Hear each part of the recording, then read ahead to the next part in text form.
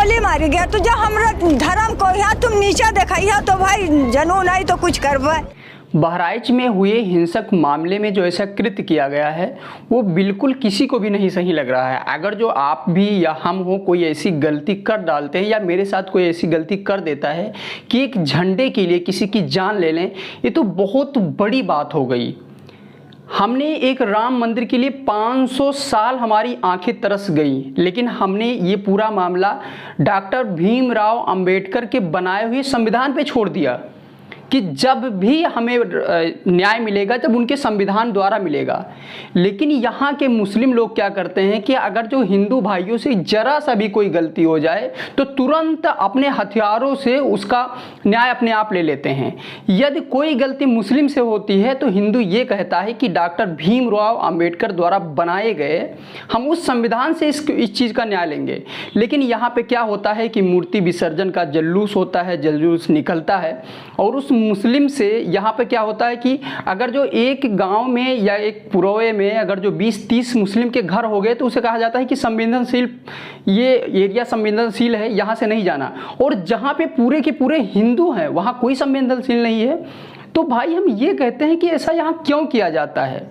अगर जो हम अपना जुलूस अपने यहाँ नहीं निकालेंगे तो क्या पाकिस्तान में लेके जाएंगे, निकालेंगे? कुछ लोगों का कहना है कि आखिर ऐसे एरिया में जुलूस निकाला क्यों गया था।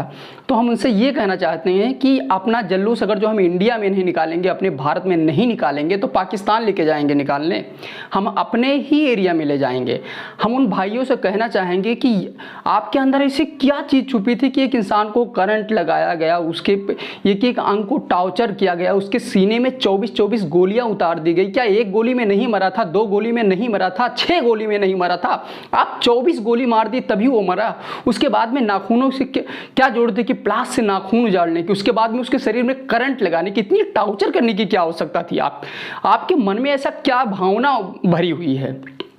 हम ये कहें, हम सरकार से ये चाहते हैं कि इसका न्याय उसी तरीके से मिला जाए जिस तरीके से उस राम गोपाल भाई को मारा गया है। वो तो बेचारा अपने जान से चला गया, लेकिन उसकी ये चीज़ें जीवन भर के लिए हो गई। और हर हिंदू भाई को अब तो समझ जाना चाहिए कि हमारी प्रति मुस्लिम के अंदर क्या चीज़ें छुपी हुई है। और आज भी हम कहते हैं कि इंटरव्यू हम लोग जाते हैं इंटरव्यू लेने तो मुस्लिम कहते हैं कि जैसे को तैसा, अगर जो उसने झंडा उतार दिया तो हम भी कुछ करेंगे। अरे तो आपको कुछ करना था तो कोड थी ना। अगर जो हमारे डीजे में कुछ ऐसे गलत गाने बज रहे थे तो आप जाके कार्रवाई करते। हमारे पीछे पुलिस थी, पुलिस से आप बताते, गाना बंद करवाती या उसे कोर्ट में हाजिर करती, डीजे बंद करवा देती, कुछ भी करती। भाई आपको न्याय चाहिए था, न्याय लेते। ये थोड़ी ना है कि आप उसे तुरंत मार, अरे झंडा ही उतारा था, कोई वहाँ किसी को मार नहीं दिया था। और झंडा उतारा क्यों? इतने जुलूस निकला और काफ़ी दूर से जुलूस चला गया और किसी ने कुछ नहीं टॉर्चर किया। तुम्हारे छत से वहाँ मस्जिदों से पहले पत्थरबारी हुई, बोतलें मारी गई, पहले से ये सब चीज़ ऊपर रखी गई थी और लोगों तो ने कुछ नहीं किया। लेकिन आपके घर से क्यों अच्छी कुछ बोतलें आई और वहाँ से पत्थर मारे गए? तब इस भाई ने चढ़कर उस झंडे को उजाड़ा। पहले और तो किसी के घर में नहीं चढ़ गया, फिर उनके घर में क्यों चला गया? तो भाई पहले गलती हुई, गलती के पीछे ये बंदा चढ़ा और थोड़ी सी, भाई हम भी कहते हैं कि थोड़ी सी गलती हुई, झंडा उतार लिया गया। लेकिन हम गलती नहीं मानेंगे क्योंकि पहले से पत्थरबाजी हुई, इसके बाद झंडा उतारा गया।